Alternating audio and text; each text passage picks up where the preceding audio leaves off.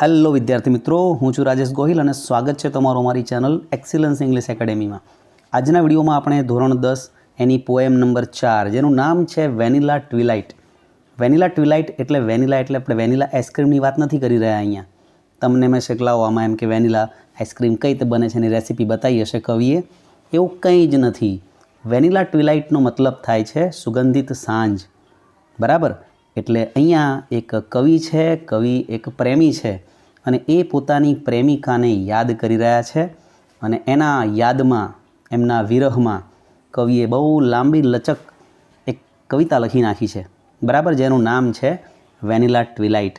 તો ચાલો ત્યારે શરૂઆત કરીએ આપણે પોએમ 4 વેનીલા ટ્વિલાઇટ. આપણે આ પોએમની અંદર પોએમની સાથે એનું ભાષાંતર અને એના સવાલ જવાબ જે બોર્ડ એક્ઝામ માટે આઈએમપી છે એવા સવાલ જવાબની પણ ચર્ચા કરીશું. બરાબર, ચાલો ત્યારે શરૂઆત કરીએ. સૌથી પહેલાં આપણે જોઈએ પહેલી પંક્તિ, the stars lean down to kiss you.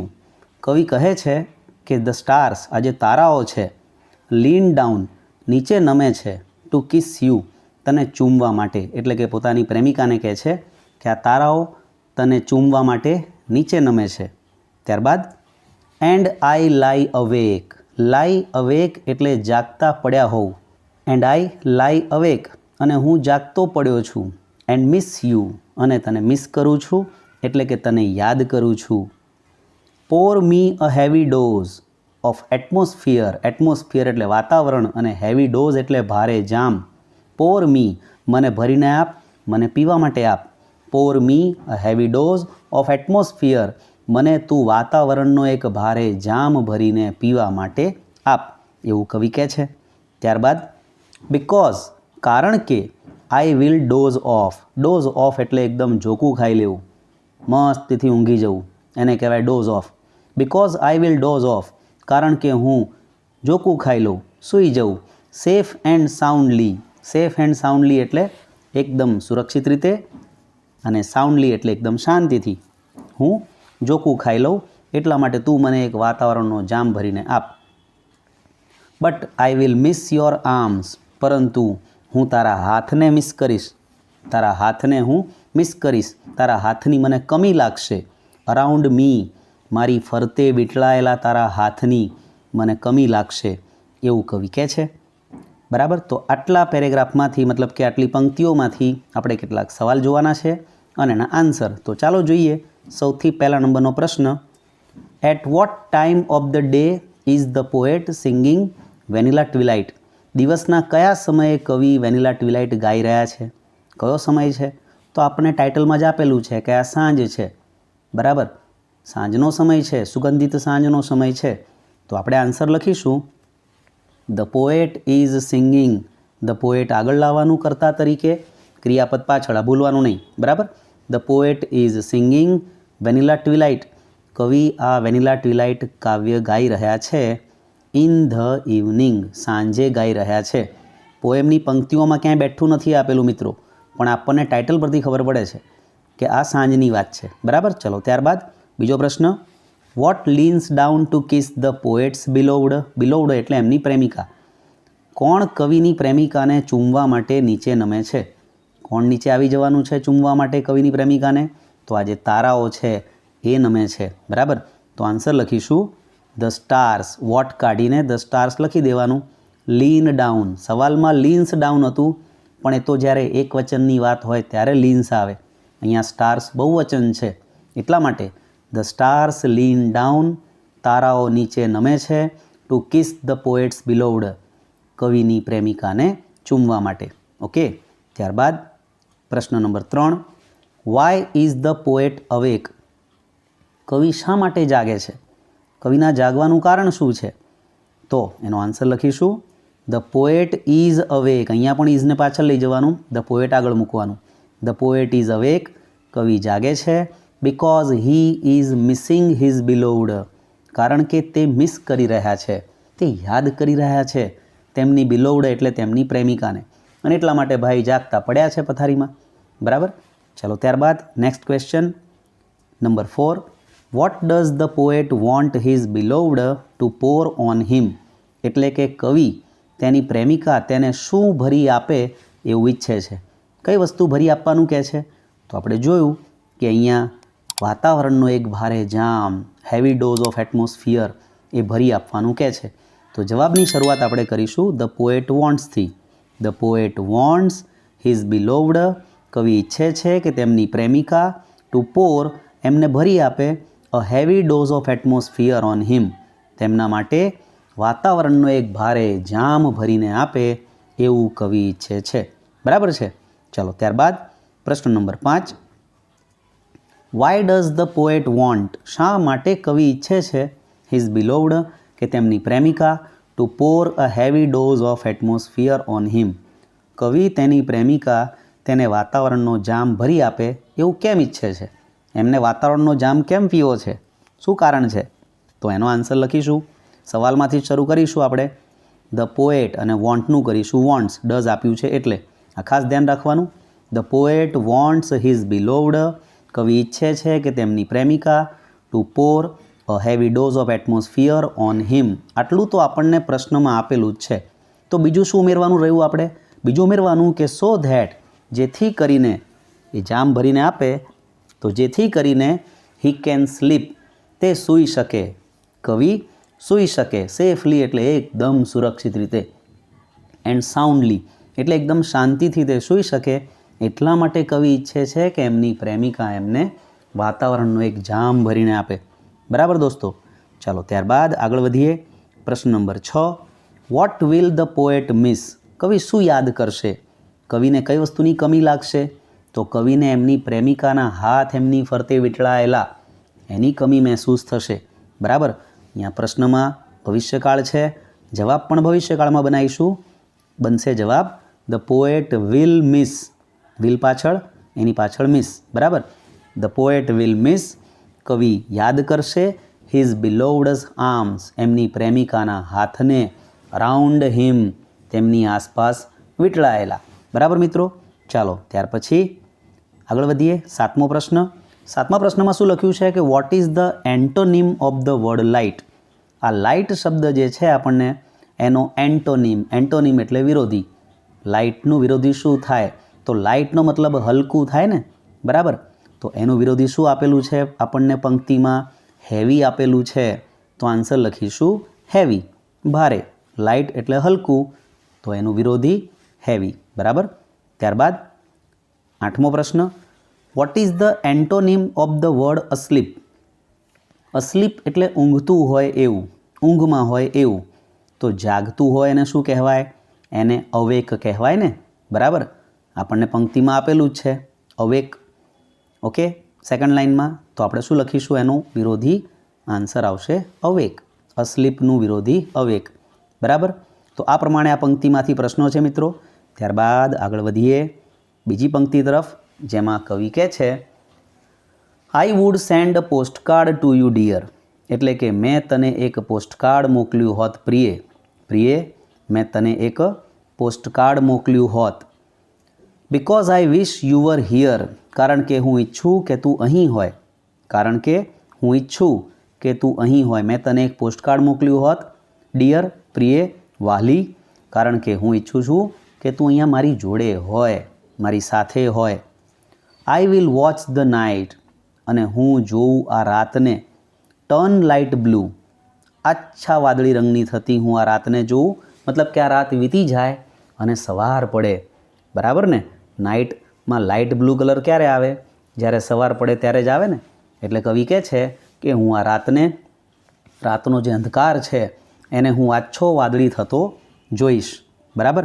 પછી but it is not the same without you, પણ it is not the same, આ રાત એટલી સુંદર નહીં હોય વિધાઉટ યુ, તારા વિના. જો તું નહીં હોય તો પછી આ રાત એટલી સુંદર નહીં હોય તારા વગર, તારા વિના. બિકોઝ ઇટ ટેક્સ ટુ, કારણ કે 2 જણની જરૂર પડે છે, 2 જણ જોઈએ છીએ. ટુ વિસ્પર, એટલે કે હળવેકથી કાનમાં કહેવા. ક્વાઇટલી, શાંતિથી. શાંતિથી એમ કે ગણગણવું હોય 2 જણાએ. બરાબર? તો એકલા તો શું ગણગણીએ? 2 જણા હોય તો મજા આવે. એટલે કવિ પોતાની પ્રેમિકાને કહે છે કે કાશ તું અહીંયા હોય તો આપણે બંને એકબીજાને કંઈક કહીએ. કુછ તુમ અપની કહો, મેં અપની કહું, તુમ અપની સુનાવ, મેં અપની સુનાવું. બરાબર? એકબીજાની વાતો કરીએ આપણે. તો એવું કવિ ઈચ્છે છે આ પંક્તિમાં. જોઈએ આ પંક્તિમાંથી આપણો પ્રશ્ન છે 9મો પ્રશ્ન. વોટ ડઝ ધ પોએટ વિશ? કવિ શું ઈચ્છે છે? તો કવિ ઈચ્છે છે કે એમની પ્રેમિકા એમની સાથે હોય. રાઈટ. તો આન્સર લખીશું ધ પોએટ વિસીસ. વિશને શું લગાડવાનું? ES લગાડવાનું, કારણ કે ડઝ આપ્યું છે. The poet wishes that. કવિ ઈચ્છે છે કે હિઝ બિલોવડ એમની પ્રેમિકા વોઝ વિથ હિમ ક્યાં હોય? એમની સાથે, એમની જોડે, એમની નિકટ હોય, એમની પાસે હોય એવું કવિ ઈચ્છે છે. ચાલો એના પછી સવાલ નંબર 10.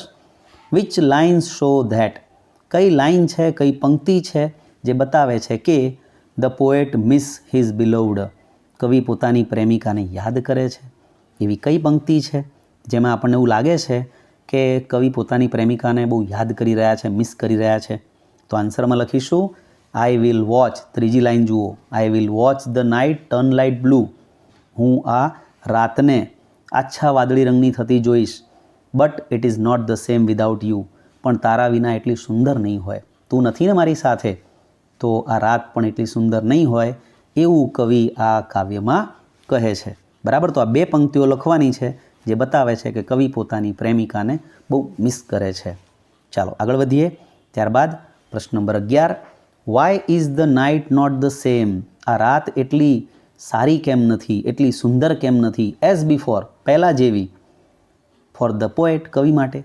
આ રાત શા માટે પહેલાં જેવી સુંદર નથી? કારણ કે એમની પ્રેમિકા નથી ને એમની જોડે, એટલા માટે. તો સવાલમાંથી આપણે જવાબ શરૂ કરીશું. ધ નાઇટ આગળ લખીશું, ઇઝ પાછળ લખીશું. The night is not the same as before for the poet. આટલું તો આપણને પ્રશ્નમાં આપેલું છે, એમાંથી બેઠું ઉતારી દેવાનું છે બાળકો. બરાબર. પછી બીકોઝ કરીને લખવાનું કે બીકોઝ હિઝ બિલોવડ, કારણ કે તેમની પ્રેમિકા ઇઝ નોટ વિથ હિમ, તેમની પાસે નથી, અને એટલા માટે કવિને બહુ યાદ આવે છે એમની રાત, એમને સુંદર લાગતી નથી. ઓકે, ચાલો આગળ बढ़ते हैं. નંબર 12. ઇટ ટેક્સ ટુ ખાલી જગ્યા, એટલે કે 2 જણ જોઈએ ખાલી જગ્યા માટે. શેના માટે? શેના માટે જોઈએ 2 જણ? લાસ્ટ લાઇનમાં જુઓ બાળકો, તમને એ એક્ઝેક્ટ મળી જશે. ટુ વિસ્પર ક્વાઇટલી આપ્યું છે ને, તો આન્સર આવશે whisper quietly. It takes to whisper quietly, ચૂપચાપ શાંતિથી એકબીજાના કાનમાં ધીમે ધીમે વાતચીત કરવા માટે 2 જણા તો જોઈએ જ. બરાબર. ચાલો આગળ વધીએ. ત્યારબાદ સવાલ નંબર 13 છે, અને બહુ જ મનગમતો સવાલ છે બધાનો, કે રાઇટ ધ રાઇમિંગ વર્ડ્સ. આવો એકાદો પ્રશ્ન પૂછાઈ જાય એટલે ભયો પૂરો માર્ક્સ આવી જ જાય. રાઇમિંગ વર્ડ્સ એટલે કે જેનો પ્રાસ સરખો છે એવા શબ્દો આપણે શોધવાના છે. તો અહીંયા આપણને જે 5 લાઈન આપી છે એમાંથી રાઇમિંગ વર્ડ કયા છે બાળકો? તો જુઓ, ડિયર, હિયર અને બ્લુ અને યુ ઉચ્ચાર સરખો થાય છે ને એનો, તો લખી નાખવાનું ડિયર, હિયર, બ્લુ અને યુ. આ આપણા રાઇમિંગ વર્ડ્સ છે. બરાબર. માર્ક્સ જવા ના જોઈએ આમાં, તો ખાસ ધ્યાન રાખવાનું. ચલો ત્યારબાદ આગળની પંક્તિ. The silence isn't so bad. આ શાંતિ એટલી ખરાબ નથી, આ મૌન એટલું ખટકતું નથી. Till I look at my hands. જ્યાં સુધી હું મારા હાથને જોઉં છું. And feel sad. અને ઉદાસ ન થઈ જવું ત્યાં સુધી. આ મૌન મને ખટકતું નથી, આ સાયલેન્સ મને એટલું ખરાબ નહીં લાગતું જ્યાં સુધી till I look at my hands, જ્યાં સુધી હું મારા હાથને નથી જોતો. And feel sad. અને ઉદાસ નહીં થઈ જતો. હાથ જોઉં પછી મને તારી યાદ આવે છે, ત્યાં સુધી આ મૌન, આ શાંતિ એટલી ખરાબ નહીં લાગતી. બરાબર. તો શું છે હાથમાં એવું? કેમ હાથ જોઈને કવિ ઉદાસ થઈ જાય છે? તો લખે છે કવિ, because the space is between my fingers.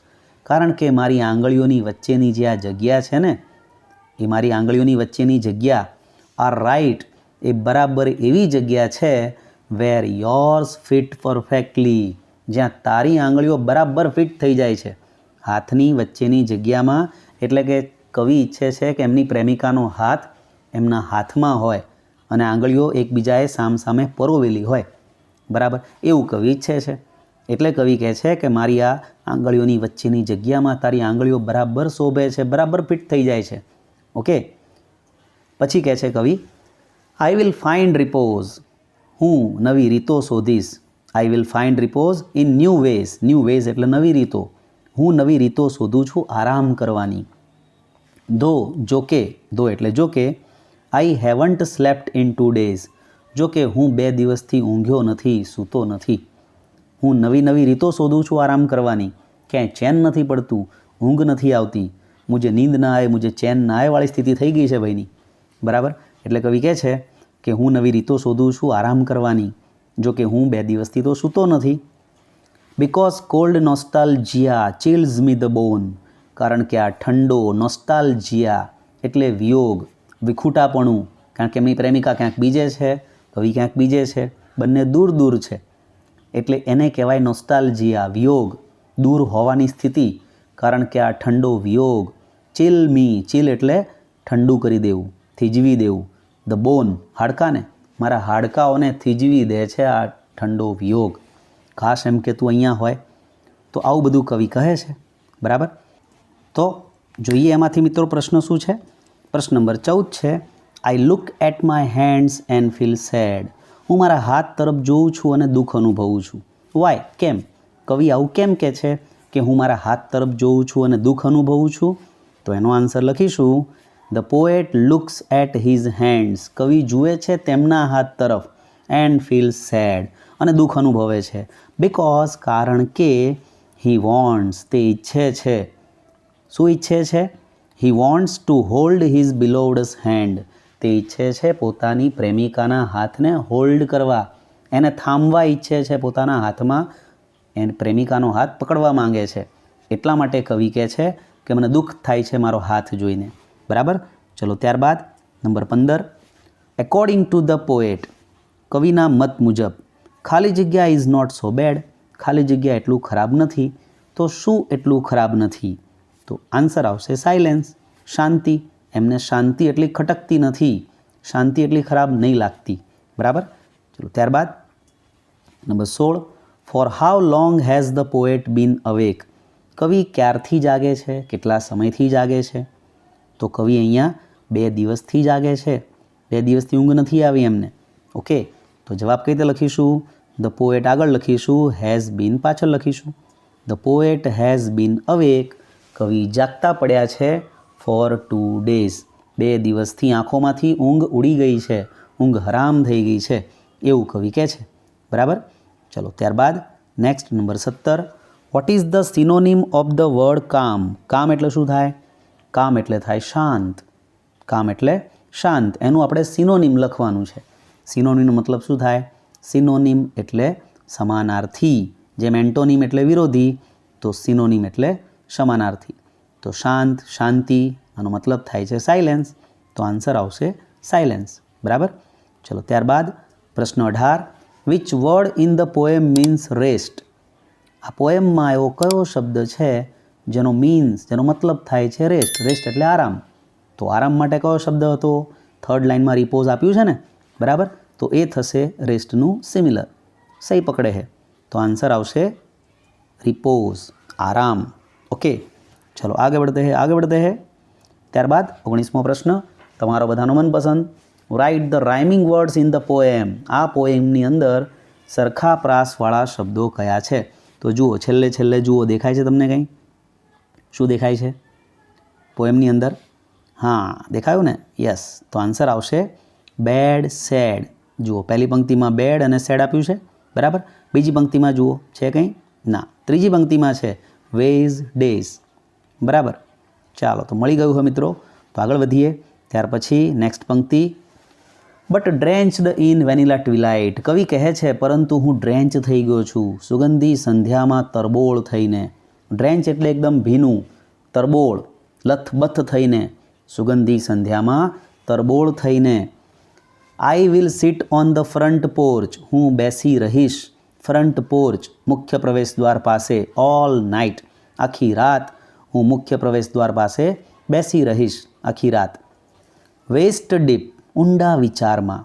In thought એટલે હું વિચારમાં. વેસ્ટ ડીપ, ઇન થોટ, ઊંડા વિચારમાં. બિકોઝ, કારણ કે, when I think of you, જ્યારે હું તારા વિશે વિચાર કરું છું, આઈ ડોન્ટ ફીલ સેડ, ત્યારે મને એકલું નહીં લાગતું. તારો વિચાર આવે છે ત્યારે એમ કે તું મારી સાથે હોય એવું મને લાગે છે કાયમ, એવું કવિ કહે છે. બરાબર. ત્યારબાદ as many times as I blink, એટલે કે જેટલી વાર હું મારી આંખોના પલકારા મારીશ, મારી આંખો આમ ઝપકશે, બરાબર. I will think of you tonight, એટલી વાર આજે રાત્રે હું તને યાદ કરીશ. મારી આંખોના જેટલી વાર પલકારા થશે એટલી વાર હું તને રાતે યાદ કરીશ. I will think of you two night.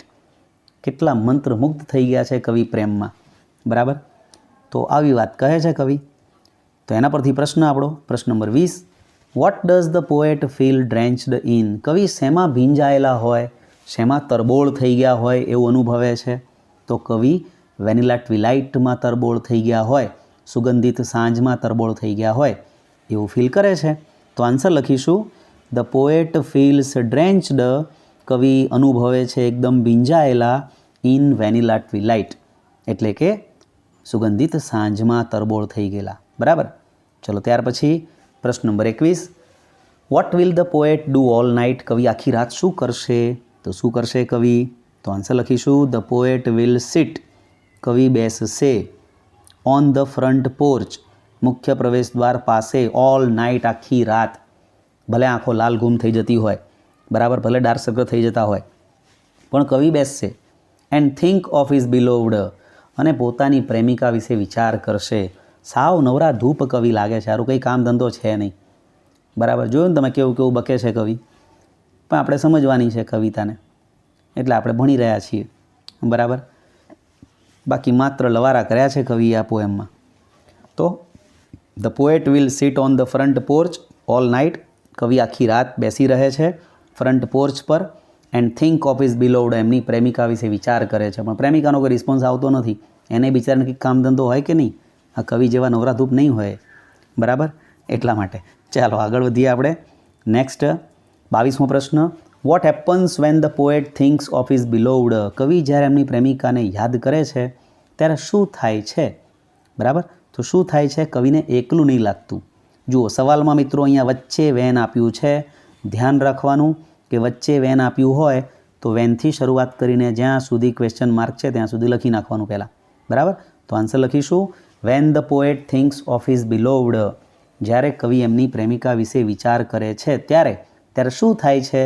તો he does not feel lonely, તેમને એકલું લાગતું નથી, તેમને એકલવાયું નહીં લાગતું, સૂનું સૂનું નહીં લાગતું, બરાબર.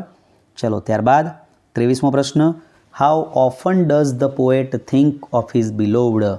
કવિ કેટલી વખત તેમની પ્રેમિકાને યાદ કરે છે? તો જેટલી વાર એમની આંખોનો પલકારો થાય છે, આંખો આમ જપજપે છે, આંખો બંધ થાય ચાલુ થાય, બંધ થાય ચાલુ થાય, એટલી વાર કવિ એમની પ્રેમિકાને યાદ કરે છે. તો આન્સર કઈ રીતે લખશું? 10 પછી આપણે આન્સર ચાલુ કરવાનો. The poet thinks of his beloved, આટલું સવાલમાંથી. કવિ વિચાર કરે છે પોતાની પ્રેમિકા વિશે, as many times as he blinks, એટલી વાર જેટલી વાર એમની આંખોનો પલકારો થાય છે, બરાબર. ચાલો સમજી ગયા મિત્રો, સમજણ પડી? તો આગળ વધીએ. ત્યાર પછી 24મો પ્રશ્ન, what is the antonym of the word dry? Dry એટલે સૂકું, તો સૂકાનો વિરોધી શું થાય? સૂકાનો વિરોધી થાય ભીનું. ફર્સ્ટ લાઇનમાં આપ્યું છે ડ્રેન્ચડ, તો આન્સર આવશે ડ્રેન્ચડ, સૂકાનો વિરોધી ભીનું. ત્યારબાદ 25 number, what is the synonym of the word soaked? Soaked એટલે શું થાય? વિચારો. સોકડ એટલે ભીનું, બરાબર. અને એનું અહીંયા આપણને સિનોનિમ પૂછ્યું છે, સમાનાર્થી. તો સોકડ એટલે ભીનું, તો એનું સમાનાર્થી પણ ડ્રેન્ચડ જ થાય ને યાર. તો આન્સર લખી નાખવાનો ડ્રેન્ચડ, બરાબર. સમજ્યા બાળકો? બહુ સમજી વિચારીને પોએમના સવાલ જવાબ લખવાના છે. પોએમમાં બેઠા જવાબો નહીં મળી જાય. સવાલો તો આપેલા હશે, જવાબ બેઠા નહીં મળે, એટલે બહુ સમજી વિચારીને લખવાનું, બરાબર, તોલીને. ચાલો ત્યારબાદ આગળની પંક્તિ, when violet eyes get brighter, જ્યારે એમ કે મારી રાતી આંખો ચમકતી થશે. આંખો એકદમ આખી રાત જાગ્યા હશે તો રાતી થઈ ગઈ હશે ને, તો જ્યારે રાતી આંખો ચમકતી થશે. And heavy wings grow lighter, અને ભારે પાંખો, પક્ષીઓની ભારે પાંખો જ્યારે હળવી થશે. આખી રાત જાગ્યા પછી કવિ કહે છે કે હું જ્યારે જાગીશ ત્યારે સવારમાં પક્ષીઓની પાંખો હળવી થઈ જશે અને પક્ષીઓ ઉડશે. હેવી વિંગ્સ ગ્રો લાઇટર, ભારે પાંખો હળવી થશે. I will taste the sky, ત્યારે હું આકાશને ચાખીશ. બોલો, આકાશને ચાખશે કવિ. કવિ કહે છે I will taste the sky, હું આકાશનો આસ્વાદ લઈશ. એન્ડ ફીલ અલાઇવ અગેન, અને ફરીથી એકવાર જીવંત હોવાનો અનુભવ કરીશ, જાણે હું ફરીથી જીવતો છું એવું લાગશે. તો શું મરી ગયા હતા અત્યાર સુધી કવિ? કેવું કહે છે કવિ, નહીં? કવિ છે ભાઈ, આ તો કવિની વાતો કવિ જ જાણે. આપણે જોઈ લઈએ આગળ પંક્તિ. કવિ કહે છે, and I will forget the world that I knew. કવિ કહે છે, હું આખી દુનિયાને ભૂલી જઈશ જેને હું જાણું છું. બોલો, બીજું કોઈ છે જ નહીં બી દુનિયામાં તારું? આવું હોય હાવ? I will forget the world, હું દુનિયાને ભૂલી જઈશ, ધેટ આઈ ન્યૂ, જેને હું જાણું છું એમ. બોલો, કેવું કહેવાય? આવું થઈ ગયું છે કવિની હાલત પ્રેમમાં.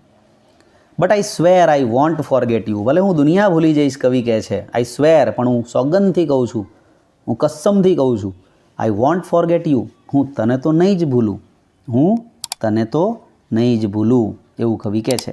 બરાબર. તો એના પરથી આપણા પ્રશ્નો છે, જોઈ લઈએ આપણે. પ્રશ્ન number 26. Which line show that, કઈ પંક્તિ બતાવે છે કે the poet always thinks of his beloved, કવિ હંમેશા પ્રેમિકા વિશે વિચાર કરે છે, બીજો કોઈ કામ ધંધો જ નથી કવિને. એવી કઈ પંક્તિ છે? તો આન્સર આવશે and I will forget the world I knew, એ દુનિયાને હું ભૂલી જઈશ જેને હું જાણું છું. But I swear I never forget you, પણ હું સોગંદથી કહું છું કે હું તને તો નહીં જ ભૂલું, એવું કવિ કહે છે. બરાબર. જય હો કવિની. બરાબર મિત્રો. ત્યારબાદ આગળ વધીએ. O if my voice could reach back through the past, અરે જો મારો અવાજ ભૂતકાળમાં પાછો જઈ શકે તો. ઓ અરે, ઇફ માય વોઇસ, જો મારો અવાજ could reach back through the past, ભૂતકાળમાં પાછો જઈ શકે તો. I will whisper in your ear, તો હું તારા કાનમાં હળવેકથી કંઈક કહીશ. શું કહે છે તો કવિ જ જાણે, પણ કવિ કહે છે હું તારા કાનમાં હળવેકથી કંઈક કહીશ. ઓ ડાર્લિંગ, ઓ પ્રિયે, O darling, I wish you were here, હું ઈચ્છું કે તું અહીં હોય, મારી પાસે, મારી સાથે. કવિને જરૂર છે પ્રેમિકાની, એમના વગર કવિને ચાલતું નથી. એટલે કવિ કહે છે કે O darling, I wish you were here, હું ઈચ્છું કે કાશ તું અહીં મારી સાથે હોય. બરાબર. તો આના પરથી આપણા પ્રશ્નો છે મિત્રો. પ્રશ્ન number 27. What will the poet do, કવિ શું કરશે if his voice could reach back to the past, જો એમનો અવાજ ભૂતકાળમાં પાછો જઈ શકે તો કવિ શું કરશે? તો સવાલમાં ઇફ આપ્યું છે, ઇફથી આપણે પહેલાં શરૂઆત કરી દેવાની કે if the poet's voice could reach back to the past, જો કવિનો અવાજ પાછો ભૂતકાળમાં જઈ શકે તો he would whisper in his beloved's ear, કવિ કહે છે ને કે હું તારા કાનમાં ગણગણીશ, કંઈક કહીશ, તો એના બદલે આપણે ઇનડાયરેક્ટ કરીને લખવાનું he would whisper in his beloved's ear, તે તેની પ્રેમિકાના કાનમાં ગણગણશે. બરાબર. ચાલો ત્યાર પછી 28મો પ્રશ્ન. Write the rhyming words in the poem, તો કયા કયા રાઇમિંગ વર્ડ્સ છે મિત્રો? આની આગળની જે પંક્તિ હતી એમાં પણ રાઇમિંગ વર્ડ હતા અને આમાં પણ છે. તો એ કયા છે? એ છે બ્રાઇટર, લાઇટર, પછી ન્યૂ, યુ, અને આમાં ઇયર અને હિયર. આખી પંક્તિ આપેલી હોય 8-10 વાક્યોની, તો એની અંદર આપણને brighter, lighter, new, you, year અને હિયર આટલા રાઇમિંગ વર્ડ મળી રહે. બરાબર છે. ચાલો આગળ વધીએ. ત્યારબાદ 29મો પ્રશ્ન. What is the antonym of the word remember? Remember એટલે યાદ કરવું. રિમેમ્બર એટલે યાદ કરવું.